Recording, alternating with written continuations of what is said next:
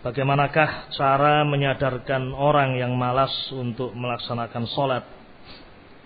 Dan apa yang menyebabkan seseorang malas melaksanakan sholat sementara dia tahu sholat merupakan kewajiban?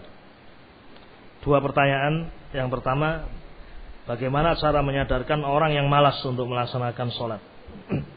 Ikhwatul kiram rahiman rahimakumullah, al-hidayah biyadillah. Hidayah di sisi Allah Azza wa Jal. Bahkan Nabi pun beliau tidak bisa memberikan hidayah. Qala Allahu Jalla wa Ala, Allah berfirman, innaka la tahdi man ahbabta walakinna Allah yahdi man yasha. Engkau wahai Nabi, la tahdi man ahbabta, tidak bisa memberikan hidayah, at-taufiq bagi orang yang engkau cintai. Hanya Allah Subhanahu wa ta'ala sajalah yang memberikan hidayah kepada siapa yang Allah kehendaki. Termasuk paman beliau, Abu Talib. Nabi alaihi salatu wasallam demikian bersemangat, yahris hirsan aziman, semangat yang luar biasa untuk hidayah pamannya. Namun hidayah biyadillah, di tangan Allah Subhanahu wa ta'ala. Sehingga ketika ada pertanyaan seperti ini, bagaimana cara menyadarkan orang yang malas untuk melaksanakan sholat, antum minta tolong pada Allah, doa pada Allah agar Allah memberikan orang yang malas ini hidayah. Mungkin dia adalah kerabatnya, orang tuanya, ya, atau temannya dan seterusnya. Ya. Doakan agar Allah memberikan hidayah kepadanya. Hada awalan, yang pertama. Kemudian yang kedua, jangan antum berhenti di dalam memberikan nasihat. Ya, nasihat. Ya. Targhib wa tarhib. Antum beri tarhib, motivasi. Targhib, motivasi. Dan juga tarhib, ditakut-takuti. Demikian thariqatul Quran was sunnah. Ya.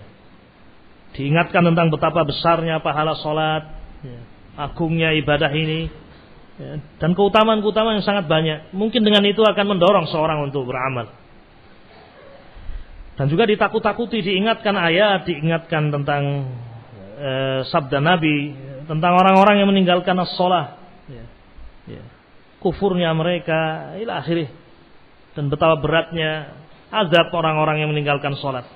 Nah, ketika orang-orang yang masuk neraka Sakor ditanya, ya, taib, ma salakakum fi Sakor? Apa yang menyebabkan kalian masuk ke dalam neraka apa? Sakor? Mereka menjawab, qalu lam naku minal musallin. Ini diantara adillah yang dijadikan dalil tentang kufurnya mereka. Qalu lam naku minal musallin. Kami dulu bukan termasuk orang-orang yang sholat.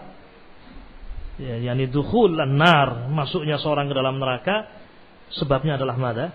Naam, ini. Diingatkan terus, berdakwah ilallah, isbiru, sabar, ya. Semoga dengan doa dan juga dengan menempuh sebab-sebab ini, ya, jangan lupa untuk terus mengajak dan seterusnya. Semoga menjadi sebab dia mendapatkan hidayah. Wallahu a'lam. Adapun terkait dengan apa yang menyebabkan seseorang malas melaksanakan sholat sementara dia tahu sholat merupakan kewajiban. Taib, sebab yang menjadikan dia malas, yang pertama adalah al-jahl, jahil. Kalaupun antum mengatakan dia tahu kewajiban, ya sebatas dia tahu itu wajib. Mungkin dia jahil tentang perkara yang lain. Ya. Yang menjadikan seorang malas diantaranya adalah mada? Al-jahl. Al-jahl bid-din. Tidak mengenal agama ini. Ya. Taib. Tentang kewajiban, manusia semuanya tahu wajib. Ya. Orang-orang yang semua orang ditanya, antum coba tanya siapa saja orang, apa hukum sholat? Jawabannya mesti apa? Wajib. Hatta orang yang tidak melakukan sholat, apa hukum sholat? Wajib. Aku ngerti nek kowe wajib. Nah, tahu wajib. Kuwi rukun Islam.